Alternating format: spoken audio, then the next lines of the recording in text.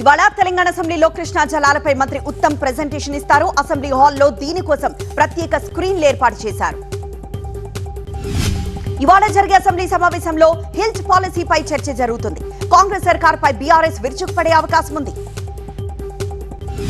మహాత్మా గాంధీ ఉపాధి హామీ పథకం కొనసాగించాలని తెలంగాణ అసెంబ్లీలో తీర్మానం చేశారు.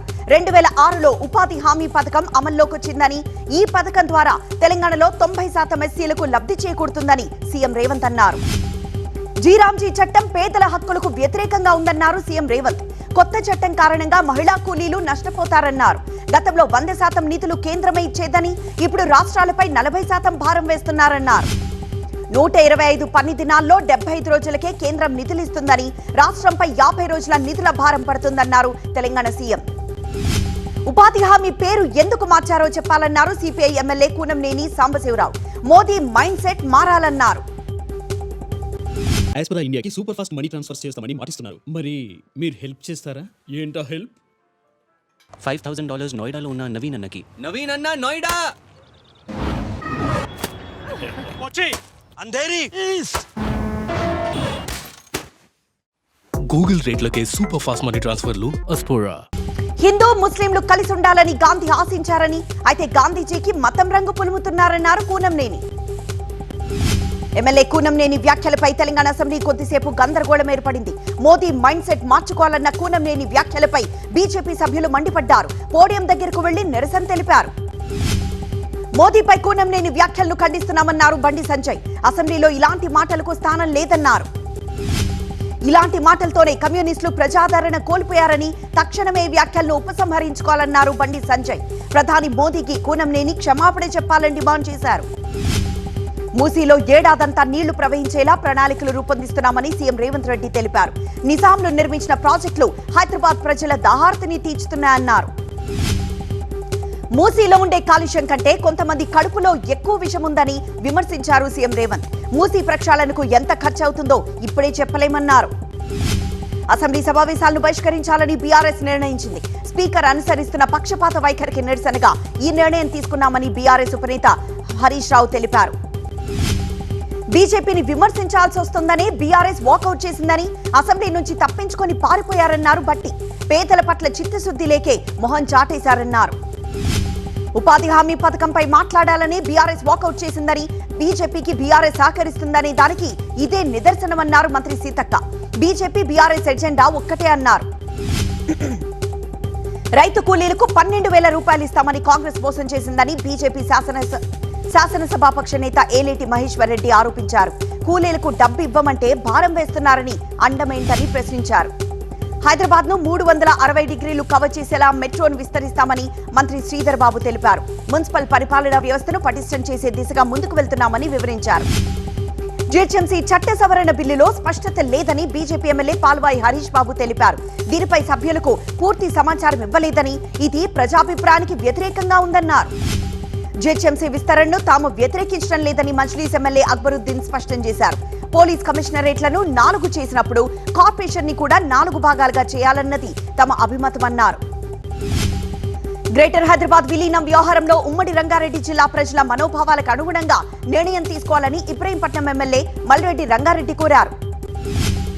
సుప్రీంకోర్టు ఆదేశాలతో కొత్త వాహనాలకు రోడ్ సేఫ్టీ సెస్ విధిస్తామన్నారు త్రిపొన్నం.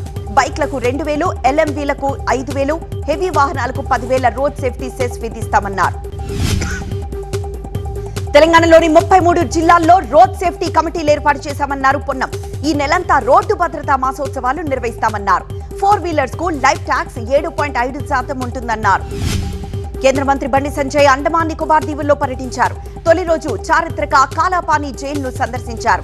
భారత స్వాతంత్ర సమరయోధుల త్యాగాలకు ఈ జైలు నిలువెత్తు నిదర్శనమన్నారు. స్టడీ టూర్ పేరుతో కార్పొరేటర్లకు 10 కోట్ల రూపాయల ప్రజాధనాన్ని దుర్వినియోగం చేస్తున్నారని కుకట్పల్లి ఎమ్మెల్యే మాధవరం కృష్ణారావు విమర్శించారు.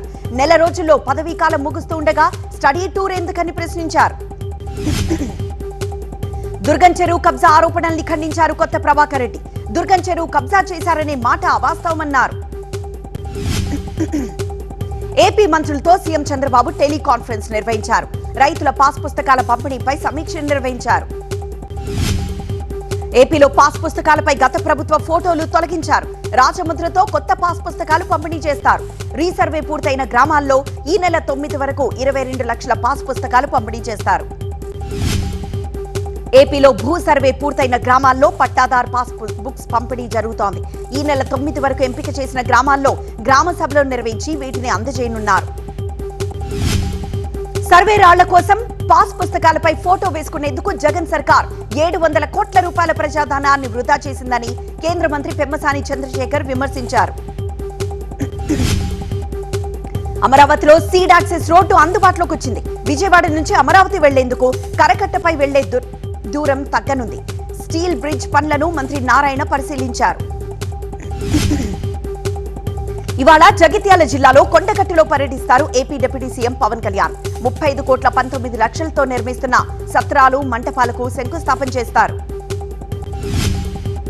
కొండగట్టుకు పవన్ కళ్యాణ్ వస్తున్నారని, దీంతో ఇక్కడ భారీగా పార్టీ నేతలు, కార్యకర్తలు తరలి రావాలని జనసేన పార్టీ ప్రచార కార్యదర్శి ఆర్కే సాగర్ పిలుపునిచ్చారు. విజయవాడ దుర్గమ్మాలయంలో వీఐపీ, వీవీఐపీ దర్శనాలకు టికెట్ తప్పనిసరి చేశారు. రోజుకు 300 మంది సిఫార్సు లెటర్లతో టికెట్ లేకుండా దర్శనం చేసుకుంటున్నారని, ఆలయ ఆదాయానికి గండిపడకుండా చర్యలు తీసుకుంటున్నామని ఆలయ ఈవో తెలిపారు. గుంటూరులో నేటి నుంచి ప్రపంచ తెలుగు మహాసభలను నిర్వహిస్తున్నారు. పూర్ణ కుంభ పురస్కారాలను ప్రదానం చేస్తారు. నెల్లూరు జిల్లా దగదర్తిలో ఏర్పాటు చేయనున్న కొత్త విమానాశ్రయంపై కీలక అడుగు పడింది. దామవరం గ్రామంలో 418.14 ఎకరాల భూసేకరణకు ప్రభుత్వం ఉత్తర్వులు జారీ చేసింది. ఎమ్మెల్యే మాధవిరెడ్డి, ఆమె భర్త శ్రీనివాస్ రెడ్డి కడపలో వసూళ్లకు పాల్పడుతున్నారని మాజీ డిప్యూటీ సీఎం అంజాద్ పాషా ఆరోపించారు. డబ్బు ఇవ్వకపోతే దాడులు చేస్తామని భయభ్రాంతులకు గురి చేస్తున్నారని తెలిపారు. మాజీ మంత్రి జోగి రమేష్ కుటుంబ సభ్యులకు పోలీసులు నోటీసులు ఇచ్చారు. నాడు జోగి రమేష్ అరెస్టు సమయంలో పోలీస్ విధులకు ఆటంకం కలిగించారంటూ నోటీసులు అందజేశారు. ఉపాధి హామీ పథకం పేరు మార్చి గాంధీ గొంతు కోశారని మాజీ కేంద్ర మంత్రి చింతామోహన్ విమర్శించారు. పాత పేరుతోనే యథావిధిగా పథకాన్ని కొనసాగించాలని డిమాండ్ చేశారు. బంగ్లాదేశ్ లో హిందువులపై ముస్లింలు చేస్తున్న దాడులకు నిరసనగా అంబేద్కర్ కోనసీమ జిల్లా ముమ్మిడివరంలో నల్ల బాజులు ధరించిన ముస్లింలు నిరసన తెలిపారు. ఆటో డ్రైవర్ల సమస్యలను పరిష్కరించాలని డిమాండ్ చేస్తూ ఇవాళ ఆటో సంఘాల జేఏసీ ఆధ్వర్యంలో చలో అసెంబ్లీ ముట్టడికి తెలంగాణ రాష్ట్ర ఆటో సంఘాల జేఏసీ పిలుపునిచ్చింది. విజయవాడలోని వన్ టౌన్ ముసాఫిర్ ఖానాలో పెను ప్రమాదం తప్పింది. భోజనాలు జరుగుతున్న సమయంలో ఒక్కసారిగా సీలింగ్ కుప్పకూలింది. అయితే ప్రాణాపాయం తప్పడంతో అంతా ఊపిరి పీల్చుకున్నారు. పెద్దపల్లి జిల్లా సుల్తానాబాద్ మండలం నీరుగుల్లా వేగురుపల్లిలో ఈ నెల 28 నుంచి 30 వరకు జరిగే సమ్మక్క సారలమ్మ జాతర సందర్భంగా ఎదురు పిల్లనిచ్చారు ఇరు గ్రామాల పెద్దలు. నీరుకుల్లా వేగురుపల్లిలో సమ్మక్క సారలమ్మ గద్దెల వద్ద పసుపు కుంకుమతో ప్రత్యేక పూజలు నిర్వహించారు. ఇక్కడి జాతరకు 6 లక్షల మంది భక్తులు వచ్చే అవకాశం ఉండడంతో ఏర్పాట్లు చేశారు. మేడ్చల్ జిల్లా కీసర పోలీస్ స్టేషన్ పరిధిలోని నాగారం దొంగలు రెచ్చిపోయారు. సత్యనారాయణ కాలనీలోని బాలాజీ జ్యువెలరీ షాప్ లో నకిలీ తుపాకీ చూపించి బంగారు ఆభరణాలు ఎత్తుకు వెళ్లారు. ఢిల్లీ రోహిణి ప్రాంతంలో కాల్పులు కలకలం రేపాయి. ఒక వ్యాపారిపై 12 రౌండ్ల కాల్పులు జరిపారు దుండగులు. అయితే ఈ కాల్పుల్లో ఎవరూ గాయపడలేదని పోలీసులు తెలిపారు. ఇంటర్నేషనల్ నంబర్ నుంచి కాల్స్ చేసి తనను 3 కోట్లు ఇవ్వాలని కొందరు డిమాండ్ చేశారని, వేరే కాల్పులు జరుపుకుంటారని వ్యాపారి తెలిపారు. ఎక్స్ లో ఏఐ అశ్లీల వీడియోలు, ఫోటోలు విచ్చలవిడిగా రోల్ అవుతూ ఉండడంపై శివసేన ఎంపీ ప్రియాంక చతుర్వేది ఆందోళన వ్యక్తం చేశారు. మహిళల గోప్యతకు సంబంధించిన ఈ అంశంపై తక్షణమే జోక్యం చేసుకోవాలంటూ కేంద్రానికి లేఖ రాశారు. సోషల్ మీడియా ప్లాట్ఫామ్ ఎక్స్ కు కేంద్రం నోటీసులు జారీ చేసింది. గ్రోక్ లో అశ్లీల కాంటెంట్ పై సమాధానం చెప్పాలని ఆదేశించింది. రిలయన్స్ అధినేత ముఖేష్ అంబానీ గుజరాత్ లోని సోమనాథ్ ఆలయాన్ని సందర్శించారు. తన సతీమణి నీతా అంబానీ, కుమారుడు అనంత్తో కలిసి ప్రత్యేక పూజలు చేశారు. ఆలయానికి 5 కోట్ల విరాళమిచ్చారు. 2047కు ముందే భారత్ అభివృద్ధి చెందిన దేశంగా ఎదుగుతుందని ఉపరాష్ట్రపతి సిపి రాధాకృష్ణన్ అన్నారు. అతి త్వరలో భారత్ 3వ అతిపెద్ద ఆర్థిక వ్యవస్థగా మారనుందని తెలిపారు. టెక్నాలజీ అనేక మార్పులు తీసుకొచ్చిందని, కాలంతో పాటు విద్యార్థులు మారాలని ఉపరాష్ట్రపతి రాధాకృష్ణన్ సూచించారు. దేశంలో పెరిగిపోతున్న వైట్ కాలర్ టెర్రరిజంపై రక్షణ మంత్రి రాజ్నాథ్ సింగ్ ఆందోళన వ్యక్తం చేశారు. అత్యున్నత చదువులు చదివిన వారు సంఘ వ్యతిరేక, దేశ వ్యతిరేక చర్యలకు పాల్పడుతున్నారన్నారు. ఆర్ఎక్స్ అనే ప్రిస్క్రిప్షన్స్ పై రాయాల్సిన డాక్టర్ల చేతిలో ఆర్టీఎక్స్లు ఉన్నాయని ఢిల్లీ పేలుడు ఘటనను ప్రస్తావించారు రాజ్నాథ్ సింగ్. దేశంలో ఔషధాల నాణ్యత, భద్రత, నియంత్రణ ప్రమాణాలను బలోపేతం చేసే చర్యల్లో భాగంగా ఇండియా ఫార్మాకోపియా 10వ ఎడిషన్ను కేంద్ర ఆరోగ్య శాఖ మంత్రి జేపీ నడ్డా ఢిల్లీలో విడుదల చేశారు. బాధ్యతాయుతమైన ప్రపంచ దేశంగా వ్యవహరిస్తున్న సార్వభౌమికారం, భద్రత వంటి విషయాల్లో భారత్ స్థిరంగా ఉంటుందని విదేశాంగ మంత్రి జైశంకర్ స్పష్టం చేశారు. శత్రువుల కుయుక్తులు, రాజకీయ భౌగోళిక ఒత్తిళ్లు భారత స్థితిని మార్చలేవని జైశంకర్ అన్నారు. భారత్ ఎదిగితే పొరుగు దేశాలు ఎదుగుతాయని తెలిపారు. రానున్న రోజుల్లో దేశంలో వ్యవసాయ ఉత్పత్తి పెంచేందుకు, రైతుల ఆదాయం రెట్టింపు చేసేందుకు ప్రభుత్వం కట్టుబడిందని వ్యవసాయ శాఖ మంత్రి శివరాజ్ సింగ్ చౌహాన్ తెలిపారు. మరింత వేగంగా భారత్ ముందుకు వెళ్తుందని ఆశాభావం వ్యక్తం చేశారు. ఇండోర్లో నీళ్లు కాదు విషాన్ని సరఫరా చేస్తున్నారని కాంగ్రెస్ నేత రాహుల్ గాంధీ ఆగ్రహం వ్యక్తం చేశారు. అక్కడ పాలనా యంత్రాంగం కుంభకర్ణులా నిద్రపోతోందని మండిపడ్డారు. పేదలు చనిపోయిన ప్రతిసారి ప్రధాని మోదీ మౌనంగా ఉంటారని విమర్శించారు రాహుల్ గాంధీ. పరిశుభ్రమైన నీరు అన్నది మేలు కాదని, అది జీవించే హక్కని రాహుల్ ఎక్స్ వేదికగా తెలిపారు. పర్యావరణ పరిరక్షణ కంటే ఈజ్ ఆఫ్ డూయింగ్ బిజినెస్ కు కేంద్రం అధిక ప్రాధాన్యత ఇస్తోందని కాంగ్రెస్ ఆరోపించింది. ఈజ్ ఆఫ్ డూయింగ్ బిజినెస్ పేరుతో మోదీ ప్రభుత్వం సులభతర జీవనాన్ని ధ్వంసం చేస్తోందని కాంగ్రెస్ ప్రధాన కార్యదర్శి జయరాం రమేష్ విమర్శించారు. గ్రేటర్ నికోబార్ దీవుల్లో భారీ అభివృద్ధి ప్రాజెక్టులకు అనుమతి ఇవ్వడాన్ని ఆయన తప్పుపట్టారు. సమతువ నాడై పయనం సమానత్వ నడకను ఎంజీఎంకే ప్రధాన కార్యదర్శి వైగో ప్రారంభించారు. తమిళనాడు తిరుచాపల్లిలో ఈ పాదయాత్రను సీఎం ఎంకే స్టాలిన్ పచ్చ జెండా ఊపారు. బెంగాల్ అసెంబ్లీ ఎన్నికలకు తృణమూల్ కాంగ్రెస్ శ్రీకారం చుట్టింది. మళ్లీ బెంగాల్ గెలుస్తుంది అనే పేరుతో ప్రచారాన్ని టీఎంసీ ప్రధాన కార్యదర్శి అభిషేక్ బెనర్జీ ప్రారంభించారు. అహ్మదాబాద్ లో జరుగుతున్న అంతర్జాతీయ ఫ్లవర్ షోను ప్రధాని మోదీ ప్రశంసించారు. ఇది సృజనాత్మకత, సుస్థిరత, సమాజ భాగస్వామ్యం ఒక్కటి చేసిందని ఎక్స్ వేదికగా తెలిపారు. సిగరెట్లపై ఎక్సైజ్ డ్యూటీ పెంచుతామని ప్రభుత్వం ప్రకటించడంతో ఐటీసీ షేర్లు భారీగా పతనమవుతున్నాయి. దాదాపు 5% పడిపోయిన 52 వారాల కనిష్ట స్థాయికి షేర్ ధర పడిపోయింది.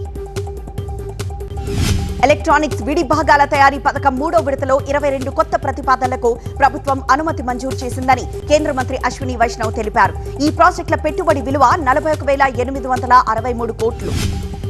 ఎంత చదివితే అంతా నేర్చుకోవచ్చని కేంద్ర మంత్రి సర్వానంద్ సోనోవాల్ అన్నారు. ఎక్కువ మంది చదివితే రచయితలకు ప్రేరణ లభిస్తుందని తెలిపారు. జమ్మూ కశ్మీర్లో ఉగ్రవాదులు ఆత్మాహుతి దాడులకు పాల్పడే అవకాశం ఉందని నిఘా వర్గాలు హెచ్చరించడంతో సరిహద్దు ప్రాంతాలను భద్రతా బలగాలు జల్లెడ పడుతున్నాయి. కథువాలో ఎన్ఎస్జీ బలగాలతో పాటు రాష్ట్రీయ రైఫిల్స్ బలగాలు మాక్ డ్రిల్ నిర్వహించాయి. రిపబ్లిక్ డే సమీపిస్తూ ఉండడంతో రాజధాని ఢిల్లీలో జోరుగా పెరేడ్ రిహార్సల్స్ జరుగుతున్నాయి. తెల్లవారకు ముందు నుంచే రాజ్పథ్ మార్గంలో పెరేడ్ జరుగుతోంది. తమిళనాడులోని చిదంబరంలో రథోత్సవం వైభవంగా సాగింది. మార్గశిర మాసంలో ఆరుద్ర నక్షత్రం నాడు నిర్వహించే ఈ ఉత్సవం చూసేందుకు వేల మంది భక్తులు తరలివచ్చారు. తమిళనాడులో కుండపోత వర్షాలు కురుస్తున్నాయి. కూనూరు, ఊటీ లాంటి హిల్ స్టేషన్లలో జనజీవితం స్తంభించింది. తమిళనాడులో బలమైన గాలులకు చెట్లు కుప్పకూలాయి. కొండ చర్యలు విరిగిపడడంతో పలు కార్లు ధ్వంసమయ్యాయి. కూనూరులో రికార్డు స్థాయిలో 26 సెంటీమీటర్ల వర్షపాతం నమోదైంది. అత్యధిక ఎలక్ట్రిక్ కార్లు అమ్మిన కంపెనీగా చైనాకు చెందిన BYD అగ్రస్థానంలో నిలిచింది. మస్క్ కు చెందిన టెస్లాను BYD అధిగమించింది.